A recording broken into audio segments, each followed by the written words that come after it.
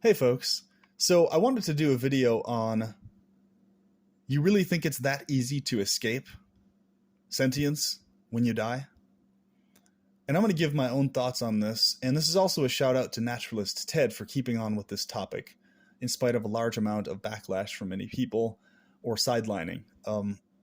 Kudos to you for keeping on with this because more people really do need to understand that generic subjective continuity is for sure a thing.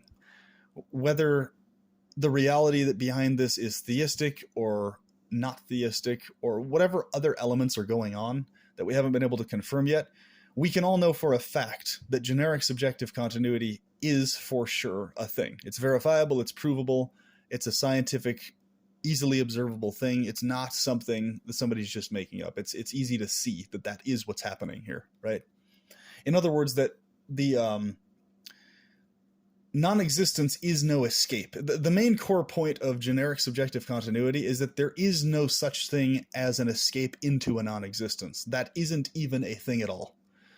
That's the main point, basically. This is minus souls, minus reincarnate. Like, whether there's souls or not, even if there are no souls, there still is no escape into non-existence. It's not actually a thing that is an escape, is the main central point of generic subjective continuity. And what follows that is the point that it's not worth the risk in many cases to end your life or end your existence unless you're in a state of genuine, excruciatingly agonizing torment. If you're in any other state that isn't actually to that degree of torment or agony, it's really best not to risk ending your life from the state prematurely, for the simple fact that we simply don't know for sure what actually follows the state, or for sure, in a verified, proven way, what is in fact actually forcing sentiences here. Since we don't know exactly what the source of that is yet, it's very brash, immature, and not a safe idea, very risky in fact, to end your experience here, because you could potentially end up in another version of a you, another form that identifies as a new you, quote unquote, a new individual that's formed. Let's describe it this way: a new body and brain that is formed and forced into sentience that identifies as a you, right, later on. And that ends up in a worse state and is forced into that state by some external source, just like it was this time, but just a different variation of a you. So if your only goal really is to just escape this current individual tormenting experience you have, that's it. And that's really the reason why you're wanting to end it all and get out of here quicker than later, and you're genuinely willing to take the risk of potentially having a worse state forced on you afterwards, if you're willing to risk that, even if there's even a slight possibility of at least some other thing happening, right? A possibility of some other thing being experienced, okay, go for it if that's really how bad it actually is, And I talk about the psychology of resisting impositional force being so essential and so important if and when somebody decides to remove themselves from this world, versus having a hopeless psychology and versus having an escapist attempt psychology, right? Because think about this for a minute. You really think that whatever impositional force forced you here this time, which happened for sure, you really think that force hasn't had it calculated in its existence to ensure another forced sentience for another version of a you again? You really think that that's escaped its awareness if it's sentient? Or if it's not a sentient thing, do you really think that's outside of the equation there? Be real about this, Why are so many people so fucking confident that leaving this state of imposed experience will be some kind of escape for them? Where is the confidence coming of that? Whatever state you had before this was no escape from this experience, was it? So let's say you had an experience before this one that was imposed on a different version of a you that you've forgotten now, right? That your memory was wiped, and now you just had a different version of a you now this time imposed on you, right? With the previous version gone. Well, nothing you did in that previous version or whatever happened. Let's say you even took yourself out in that previous version of a forced sentience version of a you, right? And then you hoped you would escape. Here you are now. Here's another version of a you that didn't escape. Here you are now. So because here you are now, why and how do you think there is an escape at all from sentient experience perpetually continuing on in various versions and forms? And whether you're literally the exact same individual via a soul carrying on to the next form or not, it's really a minor extra detail. It's just kind of a redundancy, because the point is, what really matters is, are you experiencing maximal pleasure or not? Whether you're exactly the same individual or not is kind of irrelevant. Or is the person experiencing huge amounts of pain or not? Is the other state you're forced into going to be a more painful state or not? That's really what we're talking about here. So people get overly hung up on this thing of, oh, I wouldn't technically, in the technical sense, be the literal same exact individual because it would be a different body and brain. It's like, so what? Of course, like, okay, you're not going to be literally the exact same individual as you are now, the individual memory form, but it's a redundancy, because the point is, how much pleasure are you going to be experiencing and how much pain? And are you willing to risk an experience that's going to be forced on you that's more painful than this one, potentially, right? Because the fact is, you don't know for sure.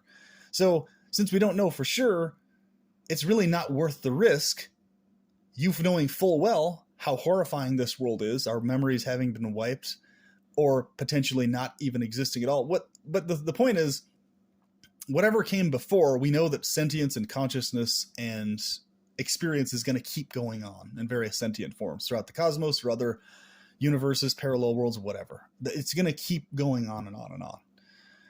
So the example that naturalist Ted gives, and others who have talked about generic subjective continuity give, is a great example. It's a great thought experiment, because it's very valid, and this is exactly how it would go if there was only one or a few sentiences that existed in the universe. So let's say there's one sentient form that exists in this universe, that somehow, instead of multiple sentient forms or variations, there was only one that arose, right, in the cosmos. So instead of all of us having these individualized me, in billions and billions of variations, it would just be that one sentient form that literally every one of us technically would be identifying as that same exact individual, me, right? And we wouldn't even be aware, and there wouldn't actually be other individuals. It would literally be all of us being that same being, that same individual of sentient experience, right? So let's say, for whatever reason, that entity tried to escape sentience for some reason, right? It just got bored with its lonely existence, right? And so it ended it tried to end its sentient experience. It killed its body or whatever variation of form it had, right? And then it, quote unquote, died, right? It was no longer that sentience anymore, that version of itself. Well, it doesn't matter how long it would take, whether it was within a few moments after, a million years later, a trillion years later, a gazillion plus years later. Eventually, something that is sentient will emerge again. Eventually. No matter how long it fucking takes, eventually a sentient thing will emerge again that identifies as me or I, or has a sentient experience. If it doesn't even have human levels, it's experiencing sensations and things, right? Either pain or pleasure or a combination of both. That's going to for sure happen. And when that happens, even if it is a gazillion years later, it's just boom, immediately sentient again. So let's say there's still no other forms in the universe, right? After that first form died, and then that's also the next only form that appears. Boom. So it's a different variation of sentience, but it's still sentient. Like it will have been as if no time passed whatsoever between when it ended its previous sentient experience, boom, into another one, right? So basically what you're doing when you're taking yourself out of this world, especially in a case where you don't actually need to, and you're just over exaggerating how bad your state is. Now, some people have it genuinely bad to where it probably is the best option to remove themselves and accept whatever may follow, because the state is so horrible that they really do need to get out of that state. So those are the rare exceptions, though. In most cases, it's usually not that bad for it to be worth the risk of removing yourself prematurely, right? So that other form, that new variation, may very well be a sentient form that's worse off than the sentience that killed itself originally. So you had this one sentience in a universe, it killed itself, and then boom, it's sentient again. Let's say a trillion years passed, or let's say 400 quadrillion years passed. Pick your number, pick however long you want it to be afterwards, right? And all that was filled the universe was just stuff moving around, stuff going on, whatever, but there was no sentience, right? And then 100 quadrillion years later, that same there's only one sentience that arises now. Boom. Next sentience. And let's say that that next sentience that arises is now in a far more agonized, pained state due to how things went and how that particular 100 quadrillion years went. It ensured that the next form that would arise was going to be a more agonized form than the one before it. So let's say that form again kills itself, and it's due to loneliness and everything else, and it's the only form that exists. Boom. Let's say 500 quadrillion years pass, and then boom, there's only one sentience that arises again in the universe. And now, guess what? Now it's in an even more agonized state. You see what I'm saying? You see why this is not an escape, and why I keep saying there's other elements going on here? Because if you're going with this premise that, okay, if you end your sentient experience in this individual form, there's like some guarantee of this peaceful release and escape from being ever imposed, from ever having a form or a body or a sentience imposed on you again somehow, that you're just free and you've escaped into the void or something. Like you've just whisked yourself away, and there's no way you can be forced into sentience again. Or there's no way that some other force will create a you again against your will and just impose another version of or variation of a you on you, right? Against your will. As if you're just going to escape that happening again. It's really stupid to think you're going to escape that, and that you're not aware that that's a massive fucking risk for taking yourself out of this world prematurely. Especially so if you haven't got the right psychology towards being aware that escape is not what's going on. And I contend, because we're in a universe, we're in a world where it's obviously hones in on the weak. It obviously crushes those who try to escape more than those who actually face it and don't try to escape. The ones who try to escape are far more harmed and far more damaged and hurt by this world than those who don't attempt to escape, but try to contain the issues that exist in this world versus trying to escape them. Contain them within benevolent parameters so they can't escape into potentiality. In other words, you eliminate potentialities in your life. You ensure that very specific things occur exactly how you want them in the best possible way for yourself and others. And you ensure those things as much as you can. And you make your best attempts to achieve that as long as you can in this world, right? So this is really the point here. You know, that thought experiment, if that doesn't really get it to really sink in, I don't know what will.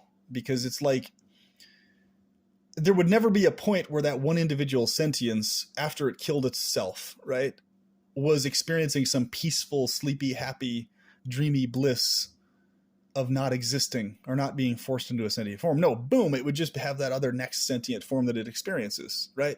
Oh my God, this is agonizing. I've got to escape, kills itself again. Boom, the next form. And then let's say in the context of that particular universe, the attempts to escape is what causes more agony to follow later. Because it's basically an indirect mechanism trying to wake you up that there is no escape from sentience. You literally have to be the one to ensure that sentience is perpetually pleasured. There's no escaping this. You have to contain it within parameters that are specific. And this is the Gnostic antinatalist perspective. This is why I constantly talk about this so much, that it's really fucking risky to try and take yourself out of this place unless you really, really fucking need to. Like, unless it's really that bad. And you're willing to risk whatever may follow. And if you need to be to the point where you're even willing to risk a worse potential state after this, and to where it's so bad, all you want is just some other experience than what you're experiencing now, even if it may be worse. If you're at that point and you're at a point where you're willing to take that risk, then yes, I would say at that point, you're psychologically fit and ready for taking yourself out of this state. If you're willing to take that risk and you consider it worth that risk, then in that case, you're prepared to shift out of this state, right? If you're not willing to risk that and you have this fantasy that non-existence is this cozy, cuddly thing that you're just going to escape away to, free from all sentient experiences, you fucking have another thing coming. And it's horrible that it's like that. It would be nice if there was some escape, blissful, eternal, restful peace state that you could go into voluntarily, right? If you wanted to. A variation of paradise, basically. Let's say where basically you can just choose to voluntarily escape into this perpetual neutral state where you are just comfy or cozy or whatever, but you're not specifically being pained or necessarily pleasured in the way we are, where you're just kind of like in this neutral zone forever or something like that. If something like that actually existed, sure. I mean, it would be probably fine to attempt that and to go in that direction if that's what you wanted. Obviously, I wouldn't want that. I would want a perpetually pleasured state. I wouldn't want a neutral fucking state that's like just this baseline of like no sentient experience at all, but just like this existing baseline existing thing or something. You know, it's like, it's just absurd on the face of it. The people are so confident that there's an escape, especially people who are like agnostic or atheistic leaning. Especially, this is especially common amongst a lot of people with those views. They think there's an actual escape via once you die, once you're gone from this place, you've escaped somehow. And, you know, I brought this up myself. Bleak Past has brought it up. Naturalist Ted brings it up. Various others have brought this up. It's like, how the hell are you so sure of that? Like, people are always talking about being against beliefs, never buying into just fairy tales or beliefs like that. Well, that's a massive fucking fairy tale. That's a massive leap of faith. Like a crazy fucking leap of faith. Thinking that you're going to escape once you end this sentient form, that you're going to escape being forced into sentience again. Or another variation of a you being forced into a sentience. That there's not something just toying fucking with us, forcing us into various sentient forms, playing a game with us, as if that's not happening. Well, it's quite obvious that something like that is fucking happening. Because here we are now. And this is a statement you'll hear me say all the fucking time. That statement, here we are now, has huge implications and layers of meaning if you really think deep enough about it. Or rather, here we are past and future, because there is no actual now in this temporal state. That's the even creepier part about it. So what I suggest is there are states of far better sentient experience where you're directly, actively involved in perpetuating the pleasure there, maintaining that state of pleasure, and ensuring that pain does not arise, ensuring that potentiality does not get let loose, and that potentiality is not able to manifest in a way that will force sentience into various pained states, into various randomized states of agony, right? Where you can be in a state where you prevent that from happening. Because there has to be a source preventing it, doesn't there? Otherwise, it's just going to keep fucking happening. So people suggesting that this non-existence thing is what we should go for is really stupid, because no, what we should be going for is attaining the state where we can prevent actively any sentience being forced into a state of pain, where we can actively prevent that, versus leaving this state and for sure being forced into another state of sentience somewhere else again, via the thought experiment described earlier. It's just multiple variations of form versus one single individual form. But the principle is the exact same. You die, there's gonna for sure be sentient experiences after you, for sure. And let's say all those forms die, eventually in the universe there's gonna emerge sentient experience again somewhere, someplace. And it's gonna spread to variations of sentience again. And you, another version of a you, is gonna be forced into sentience again. And it may be a worse state than this one. So let's not try to do this non-existence escape thing, and let's be like, how can we actually ensure that we can now in this life and after this state, in both cases, actively prevent sentiences from being forced into pain states, right? And the Gnostics have a view on this. I have myself have a view on this, how this is preventable actively, right? And it's worth it. It's worth going in this direction, focusing on preventing this, genuinely, right? Just voluntarily abstaining from bringing more kids here, it's like a temporary hold-off thing. It's not, by itself, it's not any kind of a fix whatsoever. It's just, it's like a temporary Band-Aid, a temporary duct tape over the issue, right? It's not much, honestly, compared to all the other things we need to be doing to prevent this more than just that. And prevention does not happen by causing forms to die, because think about it. Life emerges here in so many forms. When one form dies, another form emerges from that corpse, right? So if you're just to eliminate everything living-wise, eliminate all the bacteria, all the viruses, all the microorganisms, and all the animals and plants and everything else, just this clean sweep, that's still not going to prevent sentience from forming again somewhere else again. So it's a non-solution. It's a non-solution that shouldn't be promoted as a solution because it isn't a solution. It's a perpetuation. It's like a stalling attempt. It's an attempt to stall, basically, but it's not. It doesn't solve anything with the sentience being forced into pain problem, right? No matter how many of us escape or think we've escaped into this non-existence, how we just disappear from the world. No matter how many forms or sentiences disappear and aren't having sentient experiences anymore, no amount of that will solve the issue of sentiences elsewhere being forced into sentience. It will have solved nothing. What does solve things to great degrees are technological advancements, perpetuation of pleasure, nervous system enhancements to ensure that even if sentient forms are still being forced here, they won't be pained while here. You see my point? So you have to first start with eliminating the pain issue to a great extent, at least the majority of it. As long as you can eliminate the excruciating versions of pain to the majority of people most of the time and the majority of entities most. In fact, if you can achieve it to where you can eliminate excruciating pain across the board, even if you have to somehow, for whatever weird reason, maintain baseline pains as like warnings against worse damage to the body or something, as long as you've eliminated the excruciating types, you've solved 90% plus of the problem of sentience being forced into these states. You've solved most of it by solving that, okay? And you've solved a lot more that way than you would ever have solved anything by all of us disappearing from our sentient experience in this existence, right? You will have solved a lot fucking more by getting to the point technologically where you have assured that all the forms that do come here and are forced here are pleasured and not pained to the max, right? They're pleasured to the max, pained to the minimum. Constantly striving to get it to where preferably there's no pain whatsoever, because pain is not required as an opposite to pleasure, by the way, in a physiological structure. This is a very wrong assumption a lot of people have. We can easily develop forms where a neutral state is the quote-unquote opposite state of the pleasured state, a baseline neutral state where there is no specific pain being felt. It's just like a state of, like, you could compare it to just sort of a baseline dull state, if you will. But there's no pain, though. You know what I'm saying? So, and where on the other end, all you have is pleasure. That's it. Various degrees of it, right? Minus the pain being there as an opposite.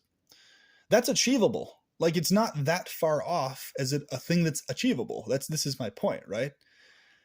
It just involves a few tweaks and things technologically to get there.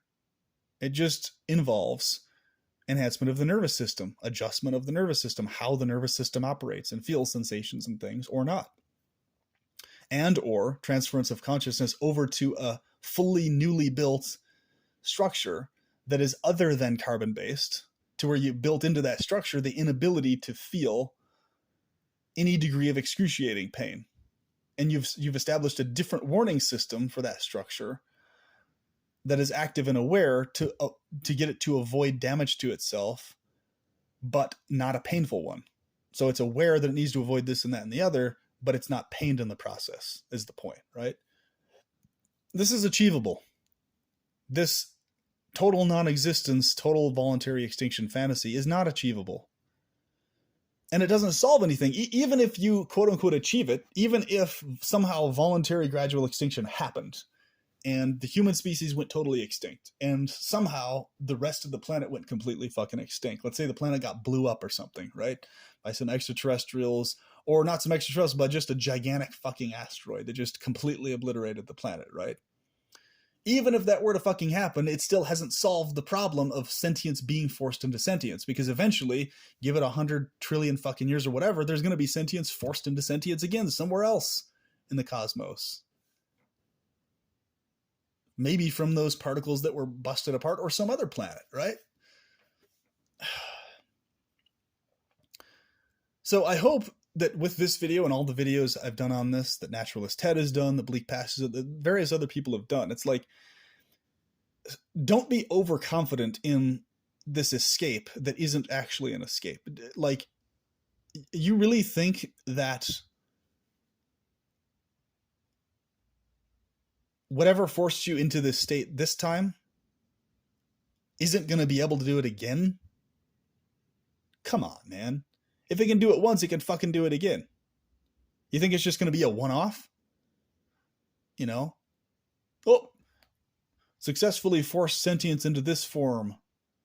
One-off. Never able to happen again that way, under any circumstances whatsoever. Come on. Don't bullshit yourself. It's obviously not a one-off because there's billions of us right now being forced into sentience. And in other forms, right? So clearly it was not a one-off, this forcing into sentience thing, right? Then people get all hung up, but I'll escape my own current individual memory form version. It's like, so what? Even if you do escape that, what big deal difference does that actually make?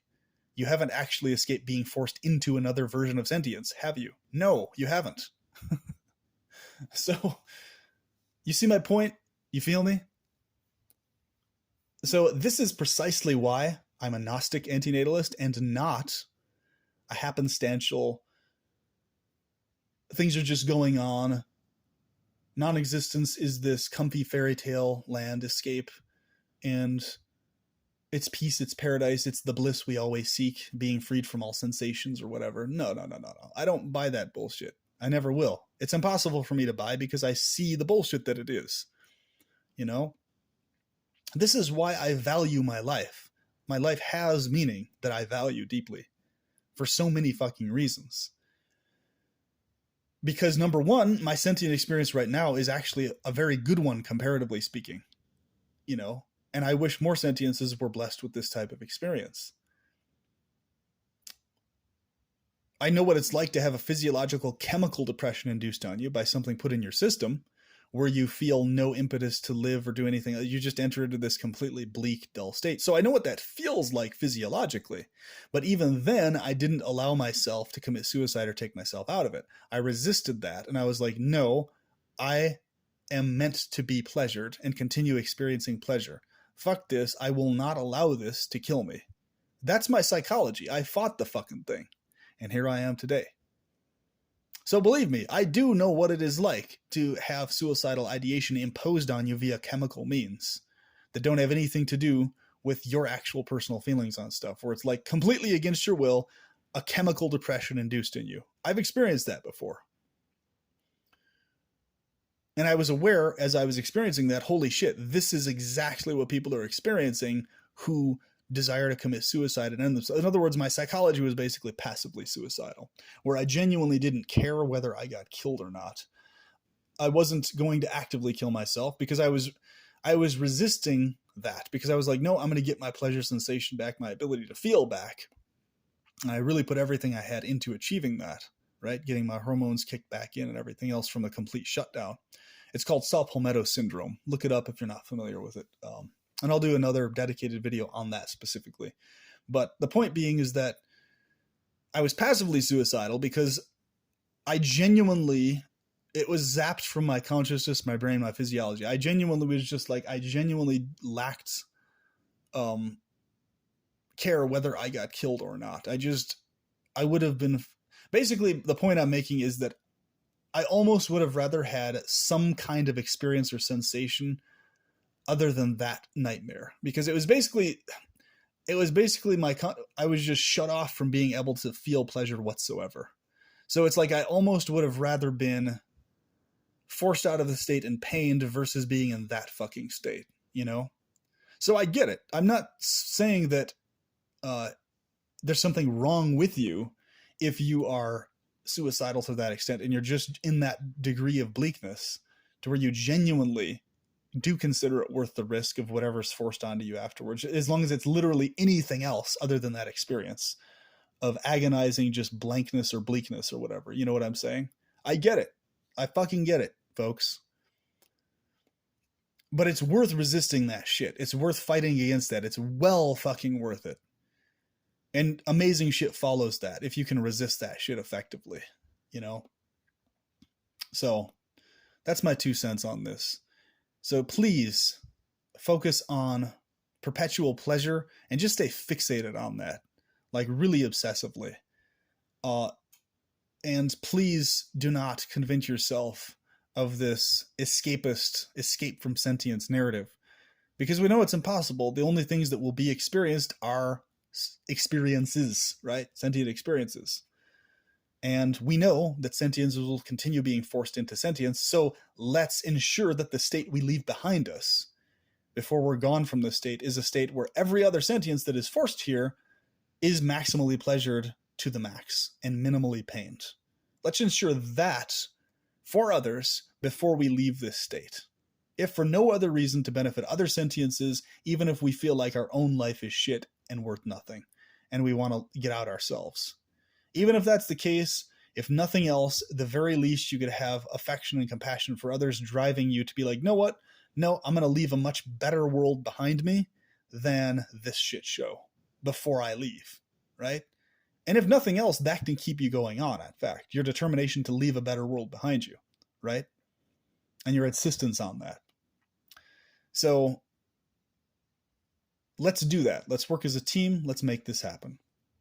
And I will talk to you soon.